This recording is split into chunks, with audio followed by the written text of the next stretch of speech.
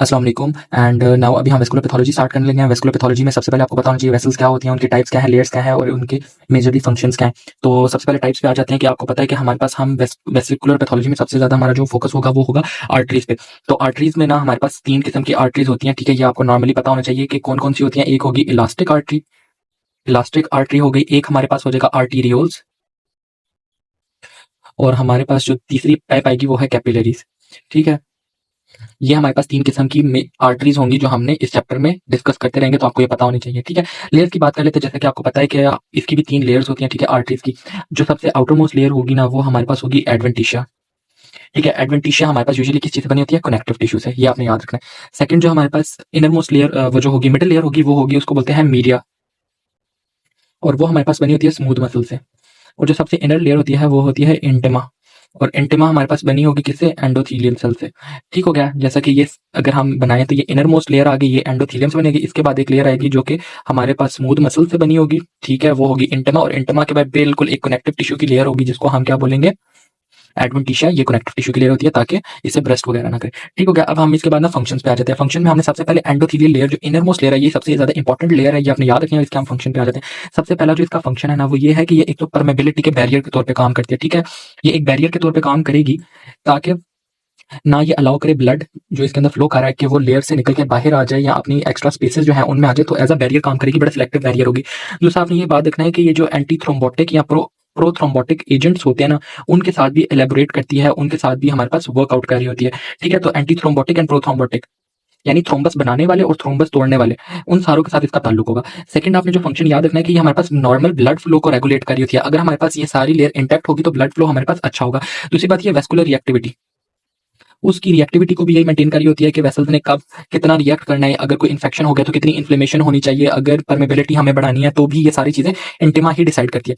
Second आपने जो बात याद रखनी है कि इसका रोल इन्फ्लेमेशन में भी है, ठीक है। इन्फ्लेमेशन में भी इसका एक अच्छा खासा रोल है। और दूसरी बात ये क्योंकि इसने खुद भी ग्रो करना है तो इसके लिए इसको ग्रोथ फैक्टर का भी साथ चाहिए होता है, ठीक है। और जो सबसे हमने सातवीं बात याद रखनी है वो एक्चुअली इन्फ्लेमेशन वाली बात, ठीक है, ग्रोथ फैक्टर्स वाली बात। और जो सबसे लास्ट वाली बात है मतलब एलडीएल की ऑक्सीडेशन, ये हमारे पास थोड़े खतरनाक इसके फंक्शन है, ठीक है।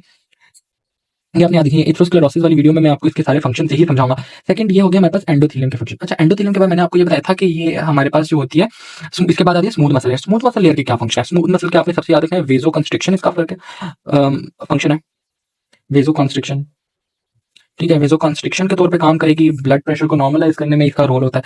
सेकेंडली आपने याद रखना है कि इसका भी रोल होगा ग्रोथ फैक्टर्स और सर्टेन साइटोकाइंस की रिलीज में, ठीक है। ये भी इन्फ्लेमेशन में भी थोड़ा बहुत काम कर रही है।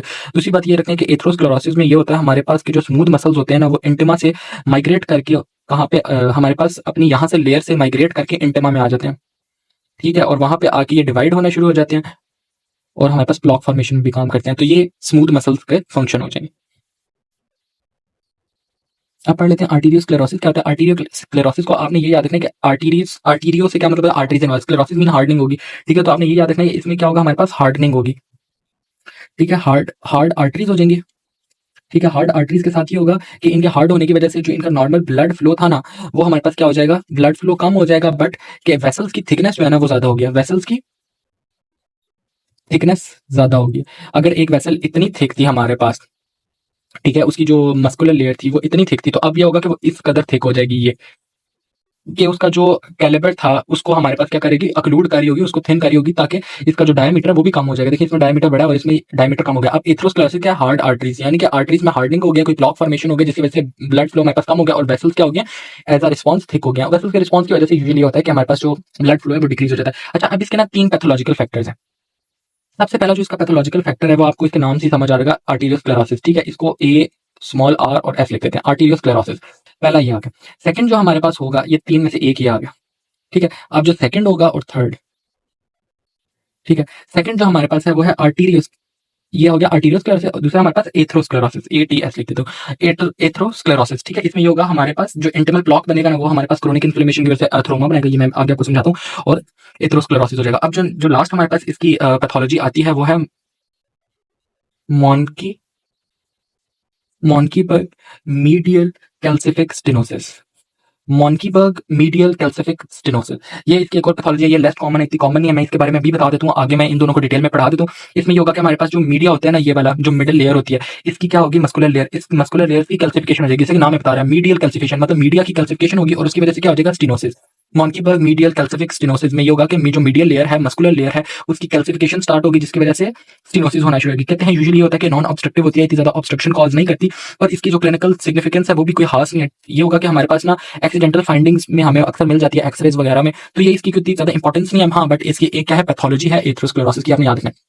अब पढ़ लेते हैं आर्टीरियोस्क्लेरोसिस, और नेक्स्ट वीडियो से हम स्टार्ट करेंगे एथेरोस्क्लेरोसिस। ठीक है, आर्टीरियोस्क्लेरोसिस में यह है कि आर्टरीज की क्या हो गया, हार्डनिंग हो गया। ठीक है, आर्टरीज की हार्डनिंग किसकी वजह से हो गया, हमारे पास आर्टरीज की हार्डनिंग हो गई, आर्टरीज क्या हो गई, उनका ब्लड वेसल का बीपी जो था, उसका ब्लड फ्लो था वो कम हो गया, और वेसल्स की थिकनिंग हो गई। जब आपको पता है जब वेसल्स थिक हो जाए तो क्या हो जाएगा, हमारे पास नैरोइंग होना शुरू हो जाती है। तो आपने ये याद रखना है कि अगर हमारे पास आर्टीरियोस्क्लेरोसिस है तो इसमें ये होगा नैरोइंग ऑफ ब्लड वेसल्स होना शुरू हो जाएगी, ब्लड वेसल्स की नैरोइंग होना शुरू हो जाएगी। और वो कहते हैं कि यूजुअली कौन सी वेसल्स की होती है, इसमें आपने याद रखना है कि आर्टीरियोल्स जो है ना, उनकी हमारे पास नैरोइंग होना स्टार्ट होगी, आर्टीरियोल्स की नैरोइंग स्टार्ट होना शुरू हो जाएगी। अब आर्टीरियोल्स की नैरोइंग होगी तो इसको ना हमने दो किस्म में डिवाइड कर दिया, एक होगा हेलाइन, HYALINE, हेलाइन टाइप होगी, और दूसरी टाइप होगी हाइपरप्लास्टिक। नाम से ही बता रहे हैं, हाइपरप्लास्टिक, हाइपरप्लास्टिक टाइप।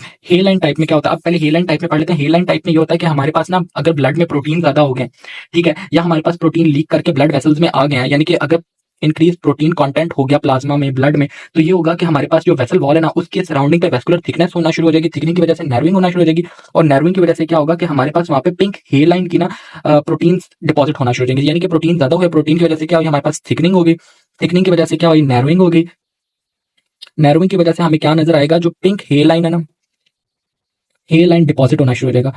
डिपॉजिट कहां पे होगा, वॉल ऑफ ब्लड वेसल, कौन सी वॉल, इंटिमा में। ठीक है, ब्लड वेसल की कौन सी, इंटिमा में। ये आपने बात याद रखें। कहते हैं यूजुअली क्या होता है कि जिन लोगों में बहुत ही अरसे से हाइपरटेंशन हो या डायबिटीज मेलाइटस हो, तो उनमें हमारे पास इस तरह के केसेस ज्यादा आते हैं। ठीक है, दूसरी बात ये याद रखें कि अगर बहुत ही अरसे से हमारे पास नर्विंग रहे और थिकनिंग रहे, तो ये होगा कि हमारे पास एंड ऑर्गन डैमेज होना शुरू हो जाएगा। क्या होगा, and organ damage, and organ damage होना स्टार्ट हो जाएगा। ठीक है, एंड ऑर्गन डैमेज क्या किसकी वजह से होगा, इस्कीमिया की वजह से होगा। इस्कीमिया के ब्लड ऑर्गन की तरफ पहुंच ही नहीं रहा, फॉर एग्जांपल अगर लिवर है, लिवर की तरफ हमारे पास और ब्लड पहुंच ही नहीं रहा, तो क्या होगा, एंड ऑर्गन डैमेज होगा, एंड ऑर्गन डैमेज की वजह क्या होगी, इस्कीमिया होगी। ठीक है, दूसरी बात ये कहते हैं कि हेलाइन जो हमारे पास है ना, आर्टीरियोस्क्लेरोसिस, वो यूजुअली हमारे पास क्या करता है, ग्लोमेरुलर स्कारिंग करता है किडनीज में, और इसको बोलते हैं आर्टीरियोलो नेफ्रोस्क्लेरोसिस। ठीक है, आर्टीरियो नेफ्रोस्क्लेरोसिस, ANS बोलते हैं। ठीक है, ये आपने याद रखना है। दूसरी बात ये कि वो यूजुअली प्रोग्रेस करके क्या कर देते हैं, हमारे पास क्रोनिक किडनी डिजीज कॉज कर देता है। क्या मैंने आपको बताया कि एंड ऑर्गन डैमेज हो गया, एंड ऑर्गन डैमेज की वजह होगी एस्कीमिया। एस्कीमिया यूजुअली किसी भी ऑर्गन में हो सकता है, फॉर एग्जांपल अगर किडनी में होगा तो पहले क्या होगा, ग्लोमेरुलर स्कारिंग होगी। ठीक है, ग्लोमेरुलाई में स्कारिंग बनना शुरू होगी, स्कारिंग की वजह से क्या होगा, हमारे पास आर्टीरियोलो नेफ्रोस्क्लेरोसिस, और उसकी वजह से सीकेडी हो जाएगा, क्रोनिक किडनी डिजीज। तो ये आपने याद रखना है। दूसरी हमारे पास जो टाइप आ जाती है वो हाइपरप्लास्टिक टाइप होती है, जैसा कि नाम ही बता रहा है कि इसमें भी क्या होगा, हमारे पास थिकनिंग होगी। ठीक है, थिकनिंग और नैरोइंग, ये आपने याद रखना है। Thickening followed by narrowing. ठीक है, नैरोइंग किसकी वजह से हो रही है, आपको नाम से पता है, हाइपरप्लास्टिक। हाइपरप्लास्टिक में ये होगा कि हाइपरप्लेजिया किसका हो रहा है, हाइपरप्लेजिया हो रहा है ऑफ स्मूथ मसल्स। ठीक है, जो स्मूथ मसल्स थे ना, वो हमारे पास हाइपरप्लास्टिक हो जाएंगे। ठीक है, उनकी अगर वो इतने से थे हमारे पास, तो अब वो ग्रो कर करके इतने बड़े हो जाएंगे, जिसकी वजह से क्या होगा, ऑलरेडी वो जो हमारे पास अक्लूजन कॉज कर देंगे, इंटिमा की जो उसका कैलिबर था उसको हमारे पास कम कर देंगे। ये क्या होगा, इसमें hyperplasia of the smooth muscle. अब आपने इसमें एक बात याद रखनी है कि इसमें जो एक स्पेसिफिक अपीयरेंस होती है वो होती है अनियन स्किन।